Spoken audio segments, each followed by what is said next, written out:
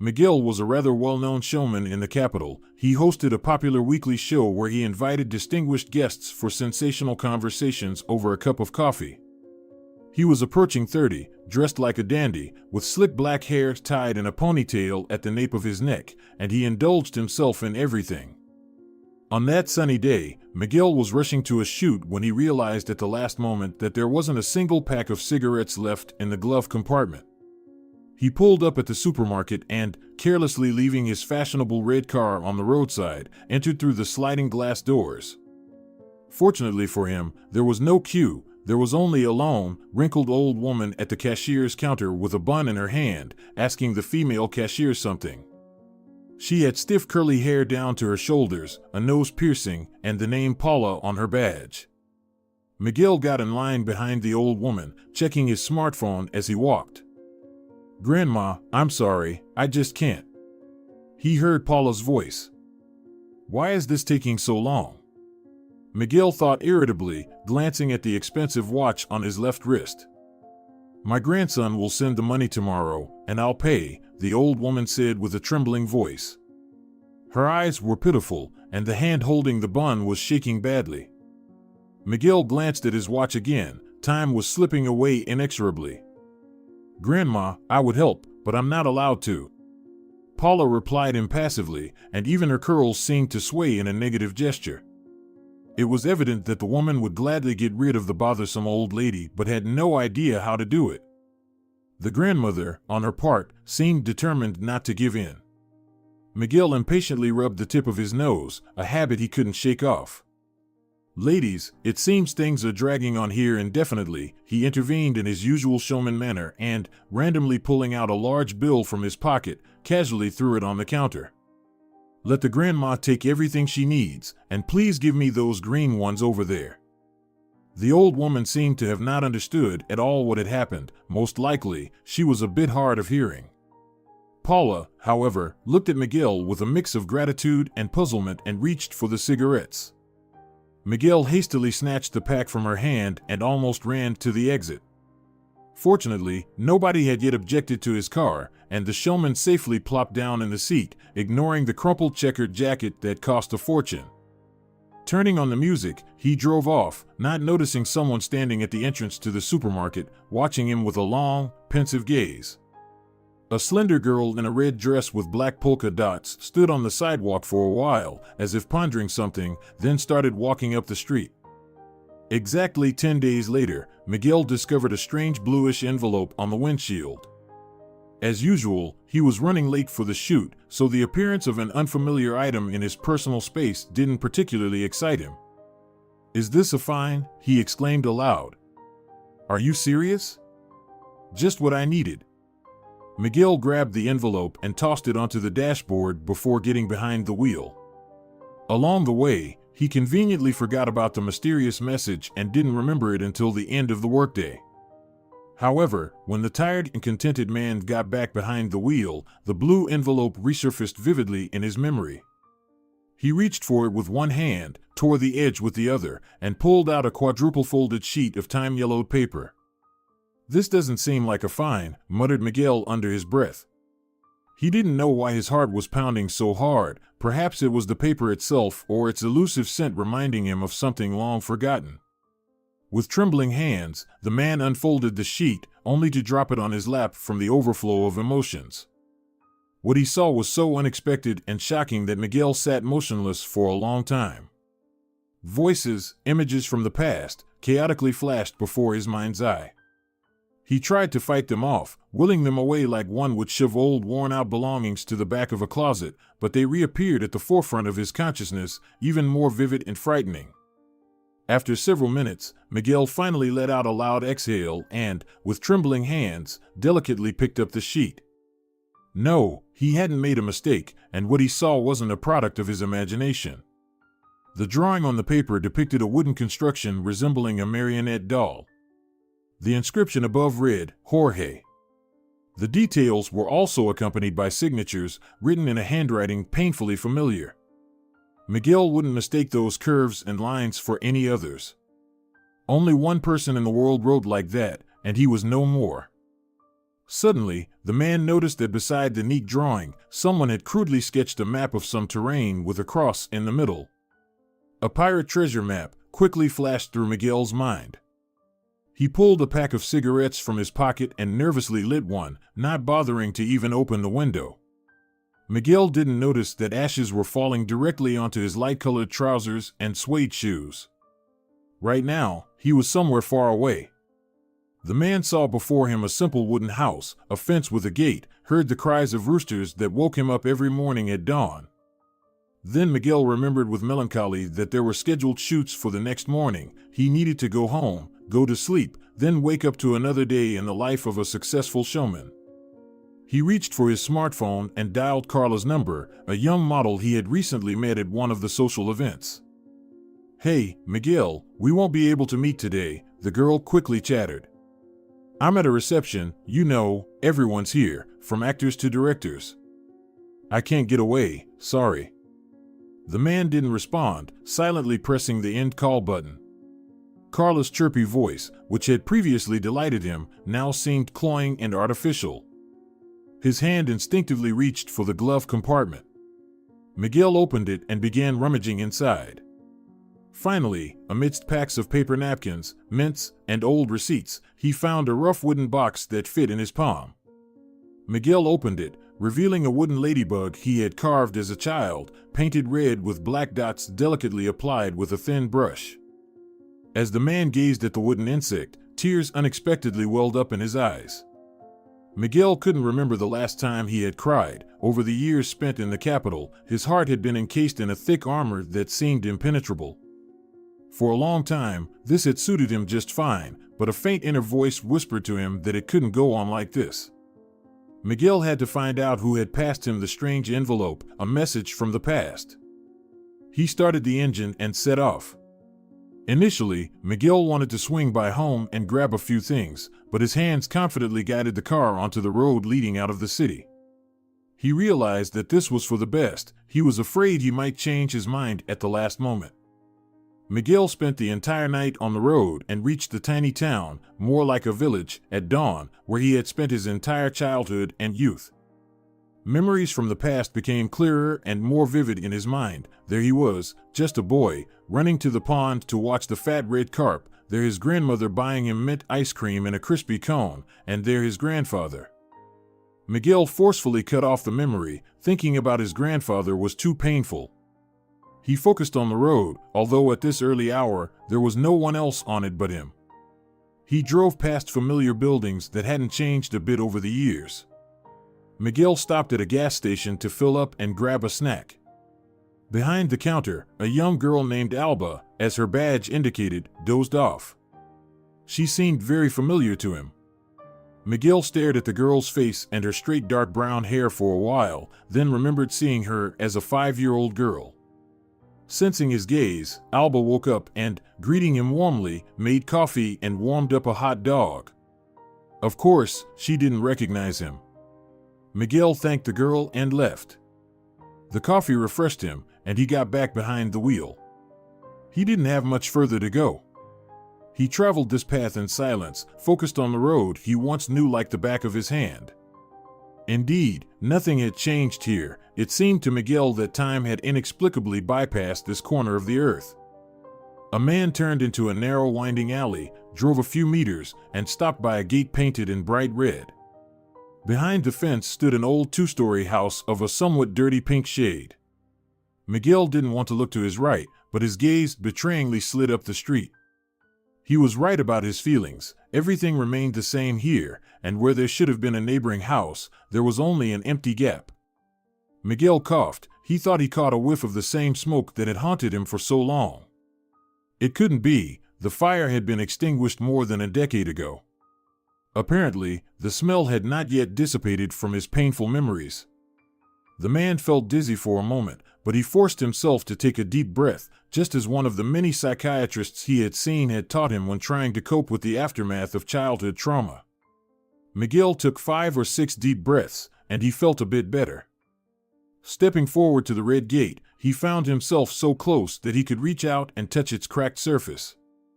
How many times had Miguel opened this gate in his dreams, and now, looking at it in reality, he couldn't forgive his own cowardice. Finally, he pulled the handle, but the gate was locked. Then Miguel rang the bell, which miraculously remained untouched by time. The sound echoed in the clear air, but there was no answer. Everything in the house remained motionless, as if the man were looking at a voluminous picture. Miguel felt uneasy. What if all of this was still just a dream? Fortunately, he remembered that it was still early. Even if someone was in the house, they were probably fast asleep. To confirm his guess, the man carefully examined the windows. The glass looked clean, and he noticed well-kept flowers on the windowsills.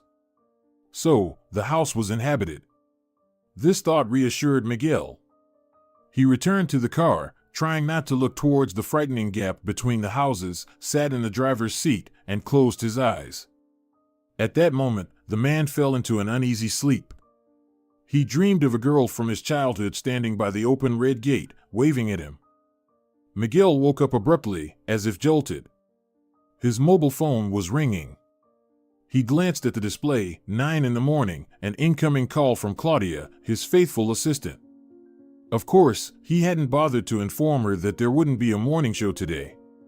Perhaps there wouldn't be one ever again. Miguel sighed and turned off the phone. At the moment, he didn't feel the strength or the desire to say anything in his defense. At that moment, the red gate swung open, and a woman in her 50s stepped onto the street with a woven basket, which she held carefully by its long, comfortable handles. Miguel remembered that basket well. He had helped carry it home from the vegetable market many times. Catching the woman's strange gaze through the glass, he hastily set his smartphone down on the adjacent seat and, with trembling hands, opened the door. The woman stood there, looking at him bewilderedly, as if she had forgotten where she was going. Miguel approached her, unsure of what to say. For a minute, they silently stared at each other, and then he opened his arms and hugged the woman tightly. "Aunt Marta," he whispered. "Miguelito," the woman replied, discreetly wiping tears from her eyes. "I'm so sorry," he said softly. Aunt Marta only nodded in response. They stood there, looking at each other for a while longer, then the woman suddenly snapped out of it. "Miguelito, come on in quickly, you must be tired from the journey. I was about to go for fresh milk, eggs, and greens, but that can wait. I need to make you breakfast. Aunt Marta, you go ahead, and I'll just sit in the kitchen if you don't mind." I grabbed a snack at the gas station. Marta led Miguel into the house, where it smelled just like always of vanilla and oranges. This scent involuntarily reminded him of times when things weren't going well in his life and he needed to calm down. That was how Laura always smelled. Even if she was covered in dirt after one of their adventures, even after swimming in the lake. Miguel was sure it was her natural scent. The man involuntarily glanced up to where the girl's room used to be. His gaze didn't escape Marta's notice. "Laura doesn't live here anymore," she said. Her words sounded mundane, and Miguel didn't understand what exactly Marta was conveying: disappointment, resignation, or deep sadness. He didn't dare ask where she was now. Perhaps Laura had long been married. This thought made Miguel's heart ache painfully. Marta led him to the kitchen and sat him down at the table. "The others are still asleep. The boys have school at 12, and Luis hasn't been working for a long time." Miguel sat at the round table, covered with a familiar childhood lace white tablecloth that Marta's mother had knitted, and memories flooded over him. The sensations were warm, but bitterness of loss and guilt mingled with them. As if understanding his state, Marta, while continuing to speak, carefully avoided meeting his gaze. "No one will disturb you or bother you with questions and conversations. The coffee in the pot is still hot. Sugar is on the table, cream in the fridge. I'll be back soon." With these words, she left Miguel alone with his past. The man quietly inhaled the scent of vanilla and immersed himself in memories. Miguel lived nearby when Aunt Martha's family moved into this house. His parents died, so the boy was taken care of by his grandparents. His grandfather made wooden dolls on strings. His workshop was in the right wing of the house, adjoining a small semi-empty room. A window was cut into the wall between them, and Grandma sewed crimson satin curtains for it, serving as a curtain. On weekends, Grandpa staged puppet shows.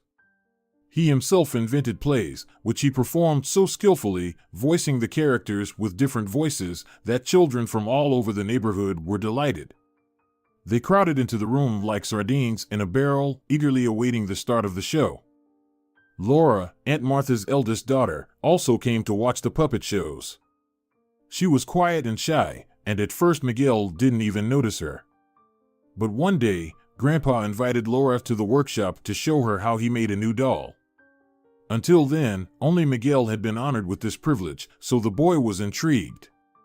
"Why did you invite this girl?" he later asked Grandpa. "I thought she seemed sad and lonely, so I wanted to cheer her up." Miguel began to secretly observe Laura. It turned out they were classmates, but Laura usually sat in a corner and didn't talk to anyone. Most of the time, her attention was absorbed by a book. Miguel noticed that every time Laura read something different. Once he followed her after school and found himself in the city library. He had never been there before and had never seen so many books anywhere else. Laura returned the volumes she had read and chose new ones, a whole stack. It was obvious that they were heavy to carry. Miguel couldn't resist and approached the girl. "Let me carry them," he offered. Laura silently looked at him, and the boy noticed that her eyes had an unusual emerald hue. Understanding that he could be trusted, the girl nodded gratefully and handed him the books. Thus, their friendship began. Since then, Miguel waited for Laura every morning at the red gate to walk to school together. He took her bag, and they walked slowly along the streets, hardly speaking to each other. Miguel liked to watch how the morning sunbeams touched the strands of Laura's dark brown hair, making them look golden. Miguel himself wanted to touch them, but, of course, he didn't dare. One noon, as the kids were returning home from school, Grandpa called them from the workshop window. "Come here, I have something for you," he winked. Miguel and Laura hurried to the workshop. Grandpa handed each of them a wooden box. The kids opened them and gasped. Inside were tiny ladybugs. "Why aren't they colored, Grandpa?" Miguel asked. "I thought you might want to paint them yourselves, little Miguel," Grandpa kindly replied. "Sit down at the table, take the brushes." The kids eagerly set to work, and soon their ladybugs became almost lifelike. After that, they came to Grandpa's workshop many times after school and helped him create new dolls. Laura particularly liked one of them, a fair-haired and blue-eyed Lucia. She often held the doll in her hands, brushing her hair. Seeing this, Grandpa gave Lucia to Laura as a gift. "Lucy feels very lonely," the girl confessed one day. Grandpa and Miguel exchanged surprised glances. Laura rarely spoke. "Does she need a friend?" Grandpa asked. Laura blushed and nodded silently. Then Grandpa took a sheet of paper and began to draw. He wanted Lucy to instantly like her new friend, so he consulted Laura for details every minute. It flattered Laura greatly that Grandpa was asking for her opinion. Finally, the design of the new doll was ready, and Grandpa promised to start making it the next morning. "What will Lucy's friend be called?"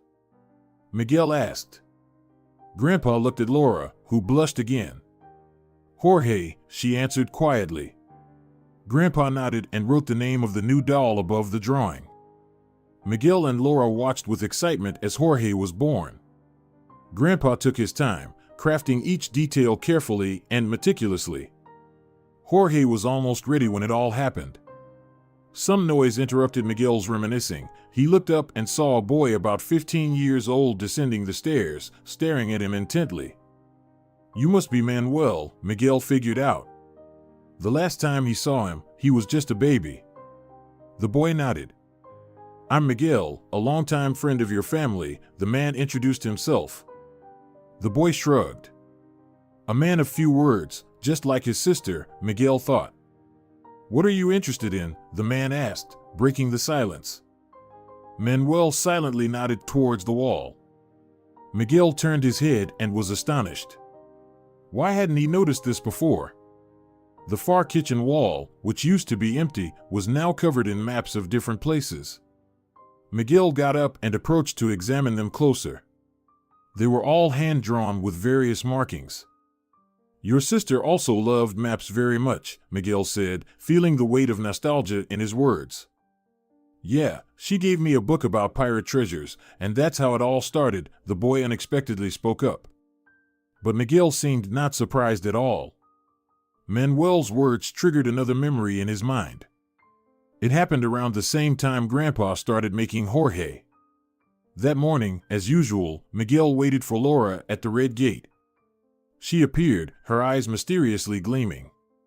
We're not going to school today, she announced. Why? Miguel asked, surprised. We'll be reading a book, Laura whispered mysteriously. Miguel was intrigued. He wasn't much of a book lover like the girl, but there was something in her voice and the way she emphasized the word book that made the boy believe he was in for an exciting adventure. They snuck away to the lake and sat on the shore.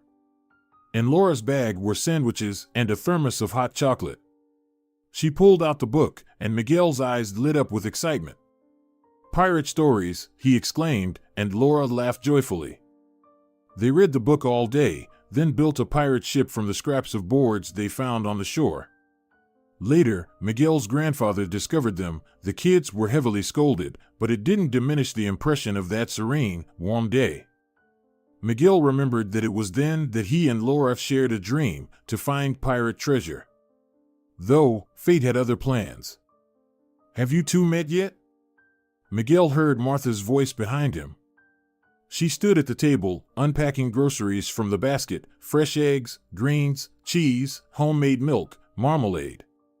Manuel, sitting on a chair with his chin resting on his long, skinny legs, mumbled something indistinct in response. Yes, Manuel told me about his hobby, Miguel replied for both of them. Oh, those cards. Martha complained.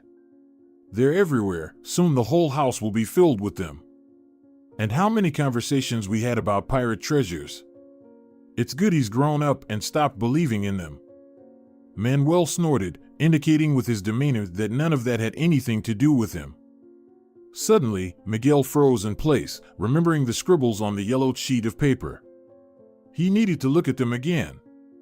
Excuse me, I'll just go to the car, he stammered out, hastily heading to the door. He crossed the yard, opened the red gate, and stepped onto the street. By the car, he turned back to the gaping rectangle between the houses, and the smell of burning hit his nose sharply. It's just my imagination, Miguel reminded himself, opened the door, and began searching for the sheet with the drawing. After a sleepless, restless night, he couldn't remember where he had put it. The smell of burning haunted him, and for a moment, it felt like he was enveloped in fiery heat. Miguel's head spun, and he sat down, burying his face in his hands on the steering wheel. It'll pass soon, just breathe deeply, the man reminded himself silently. But the visions didn't retreat, on the contrary, the scenes from the past seized his consciousness with renewed vigor. Miguel could no longer resist them. This happened on the day when grandfather was supposed to finish up at Jorge's. Miguel was walking home from school alone. In the middle of the school day, Laura fell ill with stomach pain, and the teacher let her go home. Miguel wanted to escort her, but he wasn't allowed to. The whole class was taking a test. Several blocks from home, he already sensed that something was wrong. People were anxiously talking, pointing at the smoke rising above the rooftops. Miguel heard the word fire several times. He knew it was very dangerous, but it never crossed his mind that it could happen to him and his family. Then he saw familiar faces, neighbors. They were running down their street, shouting loudly, as the space around them grew smaller and smaller. The rest felt like a dream. He heard fire truck sirens, tried to push through the crowd, called for his family, and finally found himself in his grandfather's strong embrace. It's all right, Miguelito, it's all right. We're all safe and sound, it's just a house. Miguel burst into tears. He was so used to their big, cozy house, where objects, furniture, and even the doormat seemed alive. And then a thought pierced him. "But what about Jorge, grandfather?" he shouted. It was very noisy around, and if his voice had been drowned out by 100 other sounds then. If only grandfather hadn't heard him. But grandfather did hear him. He knew how important Jorge was, how the children awaited him. He released his grandson from his embrace and rushed into the burning workshop. No one dared to stop the owner. Miguel waited with a pounding heart. Several minutes passed, but grandfather didn't appear. Maybe Jorge got scared and hid, and grandfather is looking for him, the boy thought, but he'll find him very soon, and everything will be all right. The boy waited and waited, but nothing happened. And then the worst happened. The roof collapsed, and the air was pierced by Grandma's desperate cry. Miguel opened his eyes. The memories beyond that were blurred and more like a fog. He didn't understand himself what was happening for real and what was only in his head. They lived with Marta, and Grandma longed terribly for Grandpa and their home. She hardly ever left the room. Miguel kept going to school, though a wound inside him was bleeding, making it hard to breathe. Laura was always there, holding his hand on the way to school and back. As usual, they hardly spoke, but the scent of vanilla and oranges saved Miguel from falling into the black abyss of despair. True, once Laura wanted to talk to Miguel about Grandpa, but as soon as she mentioned Jorge, the boy had a hysterical fit, and he spent a week in the hospital. After that, Laura became even quieter and spent almost all her time with books, afraid to look Miguel in the eye. And then the grandmother passed away, unable to recover from the loss of her husband. When Miguel turned 16, he ran away, realizing he could no longer stay in Marta's house. Before leaving, he quietly entered Laura's room and gazed at the sleeping girl for a long time, sensing that he was saying goodbye to her forever. Miguel woke up from someone touching his shoulder. He turned his head and saw Marta's worried face. "Are you okay, Miguelito?" the woman asked. "I got worried when you didn't come back for so long." The car door was open. "I think I fell asleep," Miguel replied. Miguel looked around and noticed a drawing of Jorge peeking out from between the seats. He carefully took it out and, stepping out of the car, unfolded it to show Marta. "This is a doll sketch made by Grandpa. And these scribbles, I don't remember." Marta scrutinized the drawing. "This is Laura's handwriting," she finally said. She was also obsessed with treasure hunts and pirate treasures. "You know better than me. But how did Grandpa's drawing end up with her, and why did she draw a map on it?" Miguel asked, realizing Marta probably wouldn't have an answer to his question. As he suspected, Marta shook her head. "You know, Laura hardly ever spoke. She always kept everything to herself." Marta suddenly started crying. "Maybe I did something wrong. Maybe I'm a bad mother, am I, Miguelito?"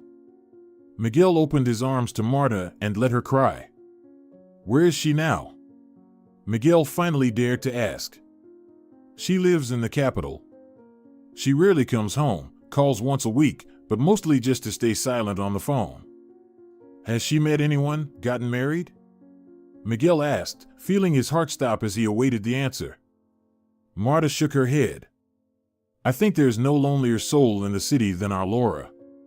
And it saddens me deeply." Marta cried again, but Miguel suddenly felt very light. "I want to see her. Aunt Marta, please give me Laura's address."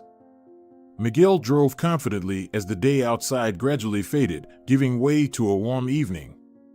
Marta's address was entered in the navigator, and Miguel, sensing the meeting, could clearly feel his nervousness. Seeing his childhood friend after so many years was no joke, but Miguel knew that he needed Laura now more than ever before. He briefly stopped by home to take a shower and change into fresh clothes.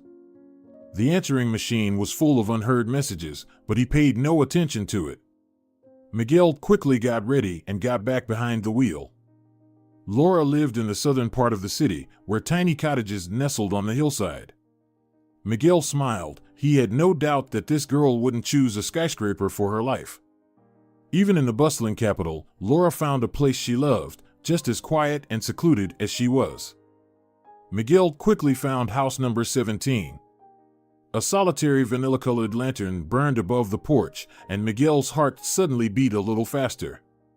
He climbed a few steps and rang the doorbell.